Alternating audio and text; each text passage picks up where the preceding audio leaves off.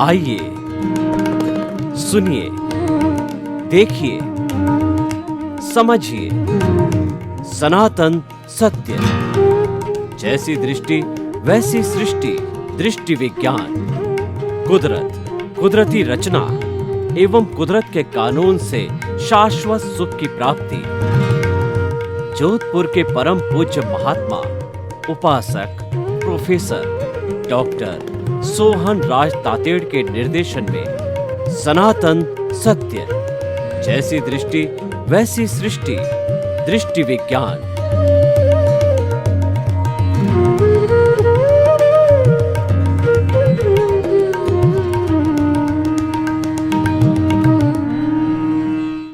भाई और बहनों, मातृशक्ति को नमन।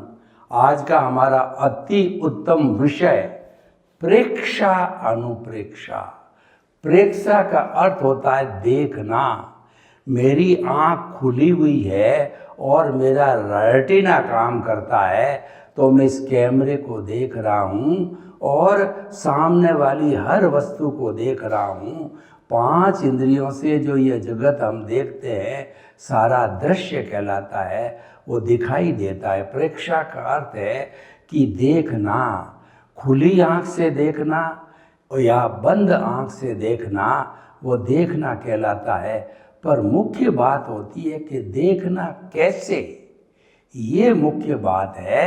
अगर हम मुक्ति चाहते हैं, अगर हमारे को ज्ञानपूर्ण जीवन जीना है, अगर हमारे को अच्छा इंसान बनाना है, अगर हमारे को वर्तमान और भविष्य, हमारा जो है कहना चाहिए व्यवहारिक जगत और हमारा निश्चय जगत दोनों अच्छे बनाने हैं, तो हमारे को देखने की कला आनी चाहिए।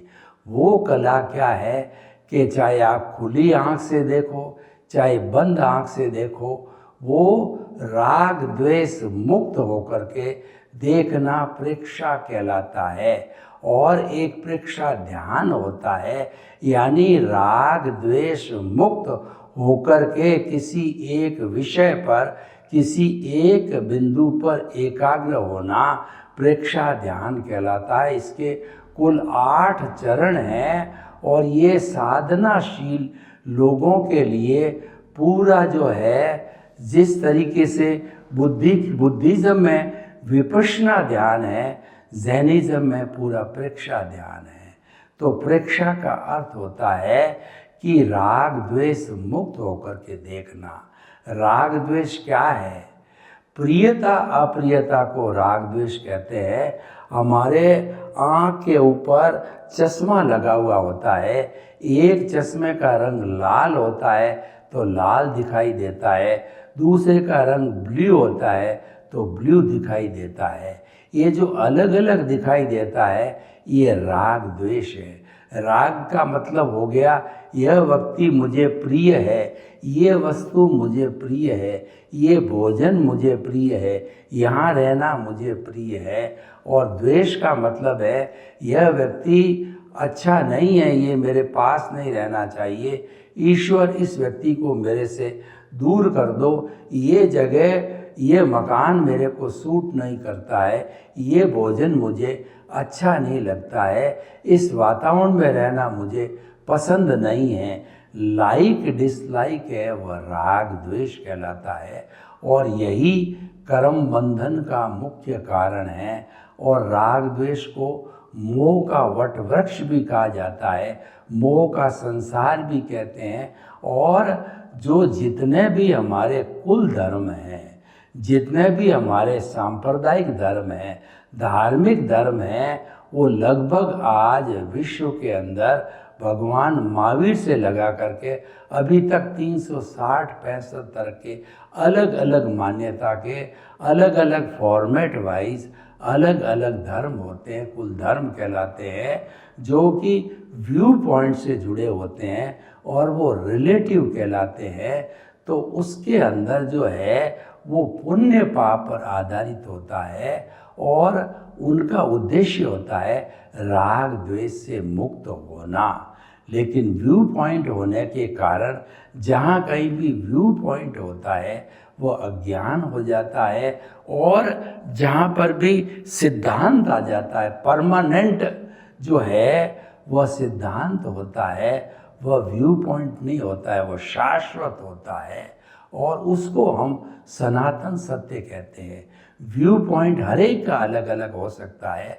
आज दुनिया में 7.8 अरब की जनसंख्या है, तो 7.8 अरब के व्यू पॉइंट, इन सब के पास सत्यांश है। इस सत्यांश को जोड़ते हैं तो परफेक्ट ट्रुथ बनता है, वह केवल ज्ञान कहलाता है, और केवल ज्ञान की प्राप्ति केवल ज्ञानी को होता है। तो वह औदारिक शरीर में जीता जागता भगवान हो जाता है। वह भूत भविष्य वर्तमान जड़ और चेतन की हर अवस्था को देखता है, जानता है। तो भाइयों और बहनों, जो आज का हमारा विषय है प्रेक्षा, और दूसरा है अनुप्रेक्षा। प्रेक्षा का अर्थ होता है राग द्वेष मुक्त होकर के देखना, और अनुप्रेक्षा का अर्थ होता है राग द्वेष मुक्त होकर के उसको बार बार बार बार देखना, अभ्यास करना। करत करत अभ्यास के और जड़मती होत सुजान, और रसरी आवत जान के और सल पर पड़त निशान। पुराने जमाने में कुओं से जो पानी निकाला जाता था वह पशुओं के द्वारा या मजदूरों के द्वारा एक टेपर में रस्सी जाती थी और चरस से निकाला जाता था। तो उसके अंदर एक रस्सी जब घूम करके पूरी गोल बनती थी, तो एक किनारा जो है पत्थर पर शिला से निकलता था, वो शिला पर चलते चलते शिला में छेद कर देता था, क्योंकि वह रेगुलर चलता था। तो जो अभ्यास करता रहता है, और practice makes a man perfect, जो अभ्यास होता है व्यक्ति को परफेक्ट बना देता है। जो बड़े बड़े मूर्ख होते हैं वो भी ज्ञानी पुरुष बन जाते हैं, जैसे कि जो है कवि कालिदास बने, जैसे कि जो है तुलसीदास संत बने, वाल्मीकि संत बने।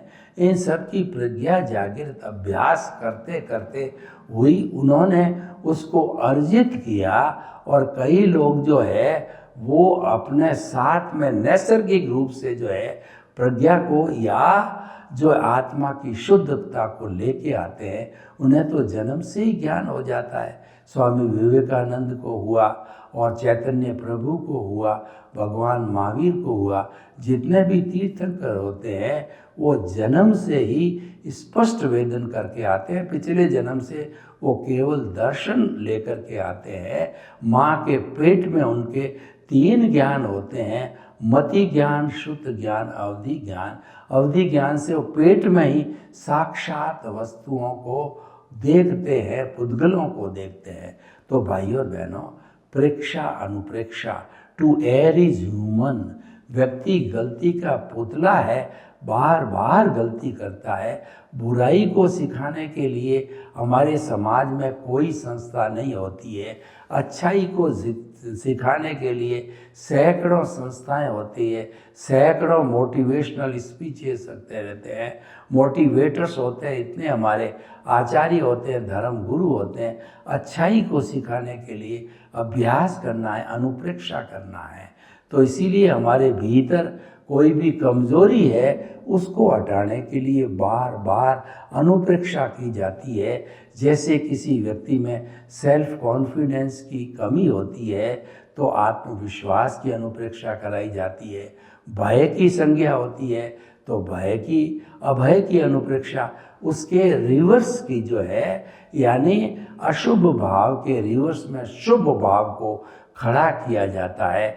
किसी के शरीर में कमजोरी होती है तो उसको ताकत की अनुप्रेक्षा कराई जाती है, और किसी विद्यार्थी को जो लेसन याद नहीं होता है तो उसको स्मरण शक्ति की अनुप्रेक्षा कराई जाती है। इस तरीके से जीवन के अंदर सैकड़ों तरह की, लाखों तरह की अनुप्रेक्षा की जाती है, और उस अनुप्रेक्षा के अंदर जो है हमको जो है सबसे पहले कायोत्सर्ग करना होता है, हमारे शरीर को हल्का करना पड़ता है, श्वास को शिथिल करना पड़ता है, और हमारे भीतर प्रभु है उसकी प्रेजेंस होनी सबसे ज़रूरी है, जिसको हम कहते हैं चित्त को स्थिर किया जाता है।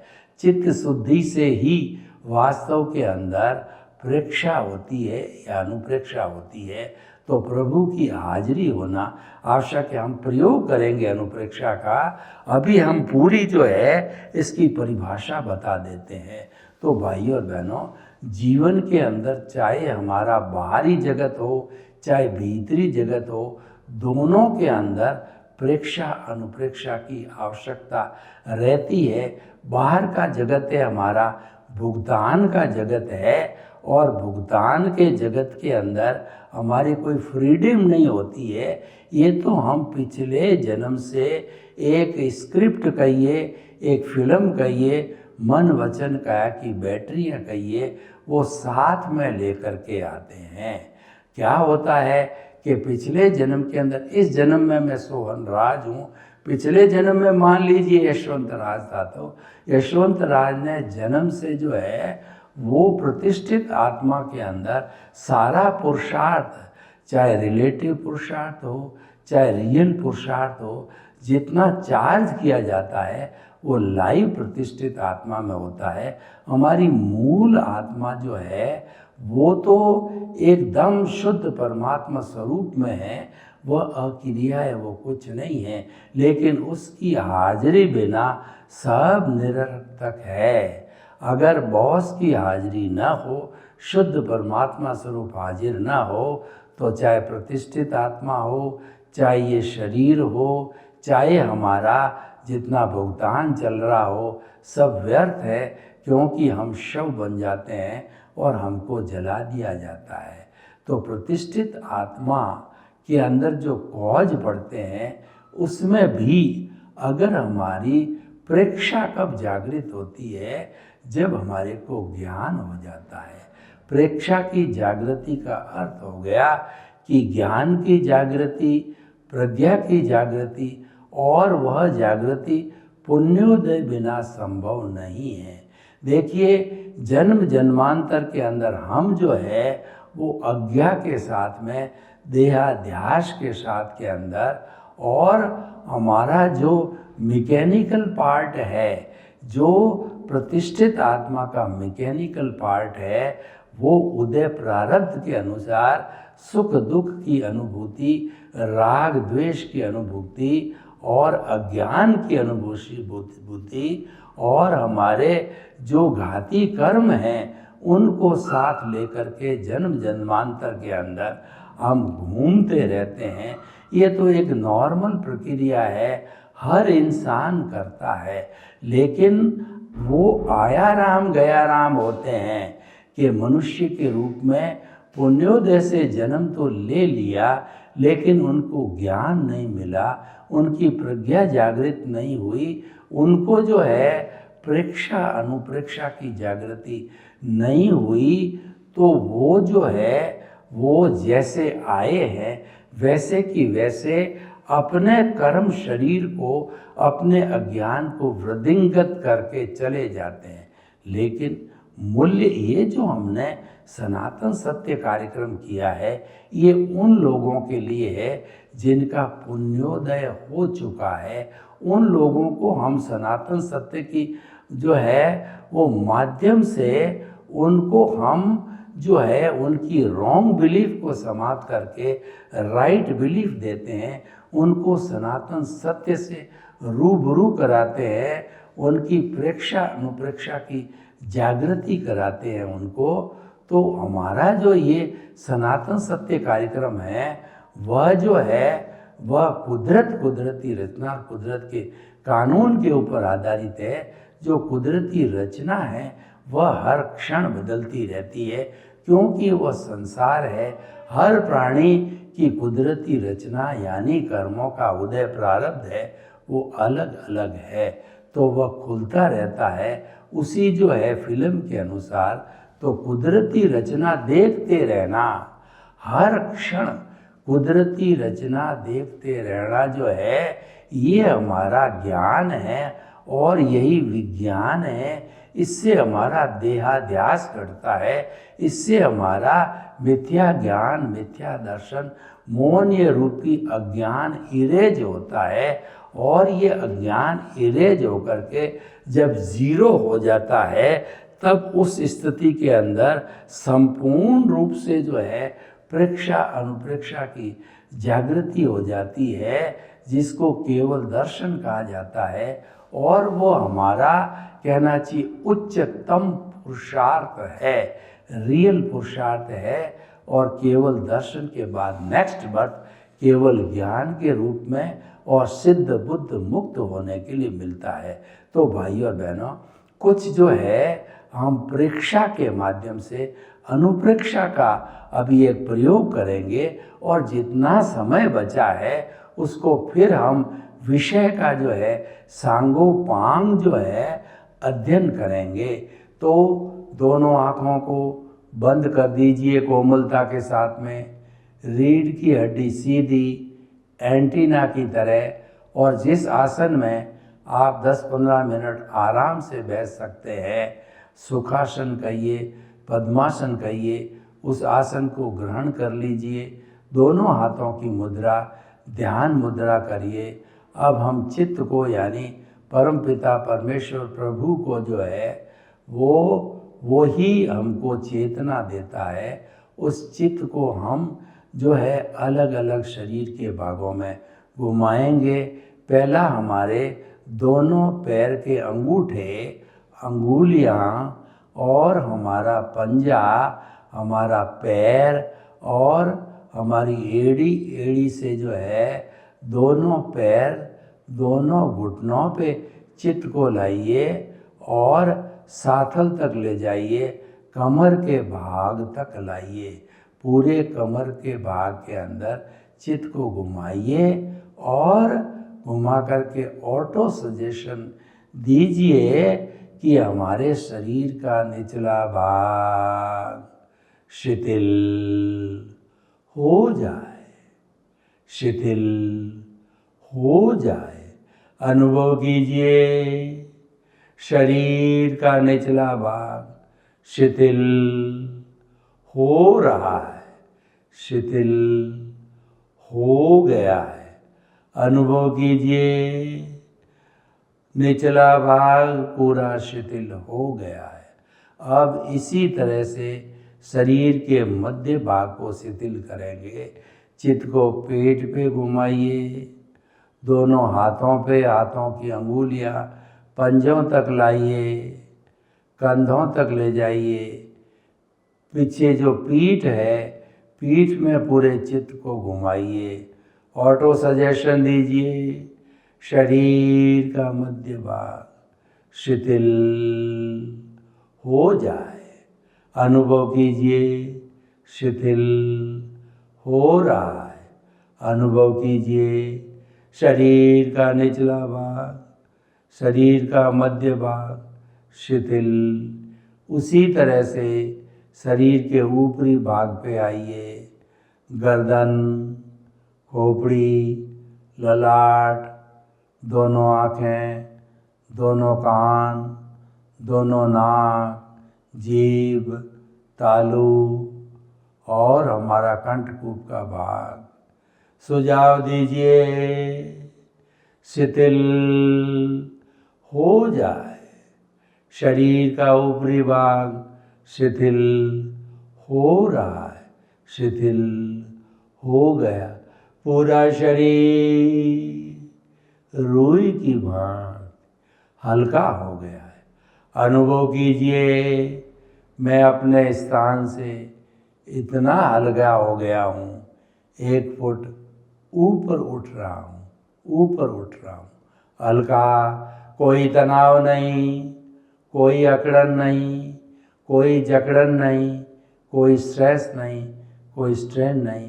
अब चित्त को दोनों नथुनों के बीच में स्थिर कीजिए और आते जाते श्वास को देखिए।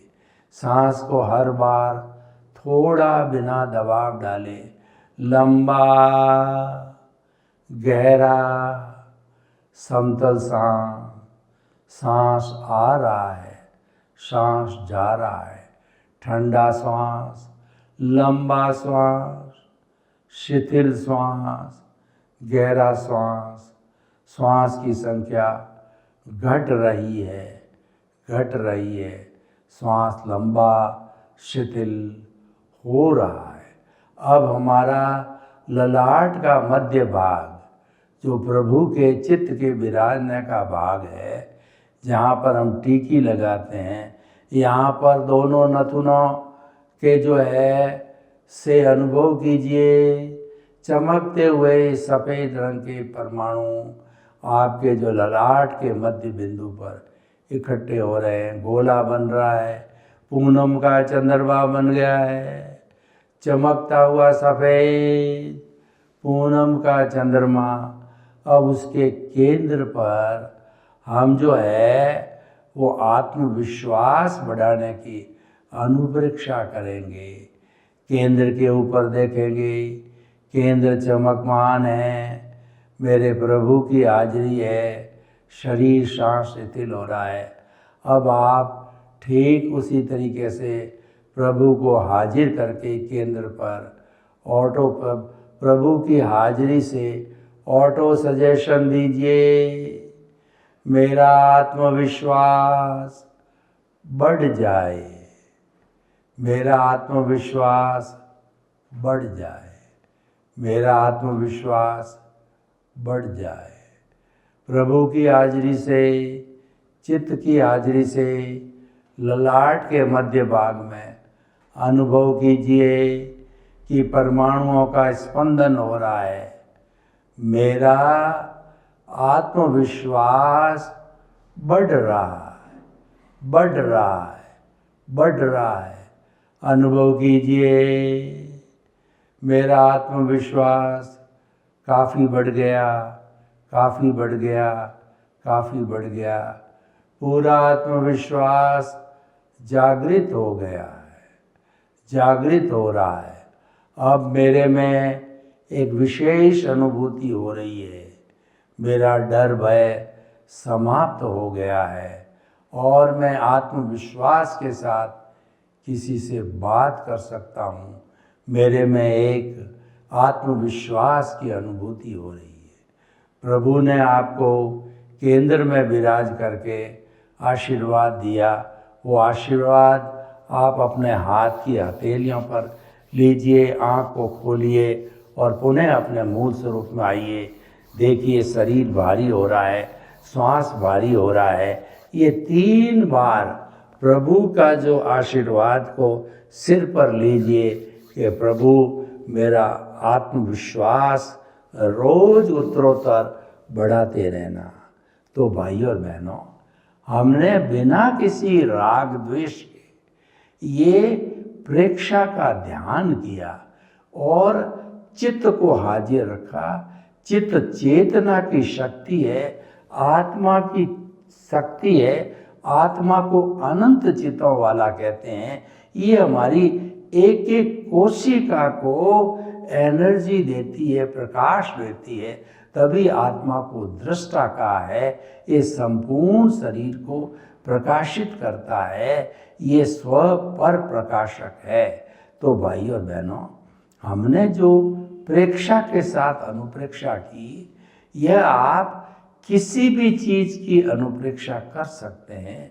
आपको भय लग रहा है और आपको स्मरण शक्ति की कमी है बच्चों को, वो कर सकते हैं। आपको दुख की अनुभूति होती है, दुख का निवारण कर सकते हैं।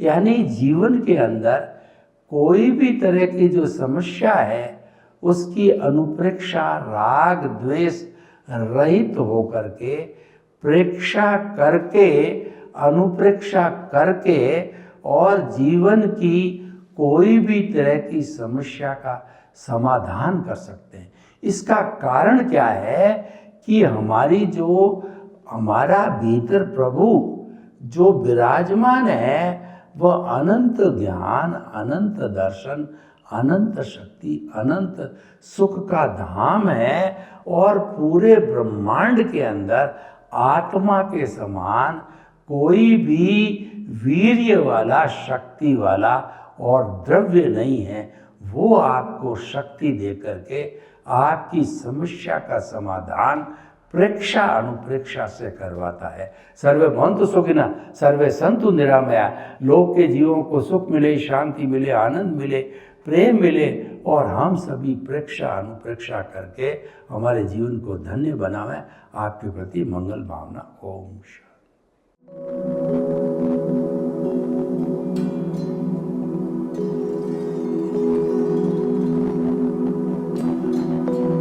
एक ऐसा अंतर्राष्ट्रीय ख्याति प्राप्त मानव जो गुरु प्रेरणा से पिछले 20 वर्षों से वानप्रस्थ जीवन जीते हुए 24 घंटे मानवता की सेवा में संलग्न है। एक ऐसा मानव जो अभी राष्ट्रीय, अंतर्राष्ट्रीय टीवी चैनलों पर 7,500 एपिसोड के माध्यम से सनातन सत्य, आत्मविज्ञान एवं पुनरुत्थान, व्यवहार एवं निश्चय जगत के जीवनोपयोगी विषयों पर हृदय स्पर्शी प्रवचन कर चुका है। उस मानव का नाम है महात्मा उपासक प्रोफेसर डॉक्टर सोहन राज तातेड़। प्रोफेसर तातेड़ द्वारा योग, दर्शन, शिक्षा विषयों पर रचित पीएचडी स्तर के 250 शोध ग्रंथ भारत के 100 प्रतिष्ठित विश्वविद्यालयों में शोधार्थी पढ़ रहे हैं तथा वे सभी शोध ग्रंथ वहां की सेंट्रल लाइब्रेरियों में उपलब्ध हैं। महात्मा सोहन राज ने अभी तक हजारों स्कूलों, कॉलेजों, विश्वविद्यालयों एवं संस्थाओं में सेमिनार, वर्कशॉप, कैंप लगाकर लाखों विद्यार्थियों को योग, दर्शन, शिक्षा का प्रशिक्षण देकर उन्हें सुसंस्कारित किया। डॉक्टर तातेड़ ने भारतीय संस्कृति उत्थान के 4000 से अधिक समसामयिक विषयों पर आर्टिकल लिखकर ऑनलाइन जर्नल, पत्रिकाओं, वेबसाइट्स पर प्रकाशित किया, जिसका उपयोग लाखों पाठक कर रहे हैं। उपासक तातेड़ के 5000 से अधिक आज का सुविचार, आज का शुभ संदेश, आज का मंगल भावना योग आदि चिंतन websites, Twitter, blogger, Facebook, YouTube माध्यमों से लाखों लोग अपना जीवन निर्माण कर रहे हैं। मानवता के मसीहा ऐसे महामानव महात्मा सोहन राज तातेड़ के प्रोफाइल को अभी तक विश्व के 20 लाख दर्शक यूट्यूब पर, 12 लाख गूगल पर एवं लाखों दर्शक फेसबुक, ब्लॉगर, ट्विटर और इंस्टाग्राम पर देख चुके हैं।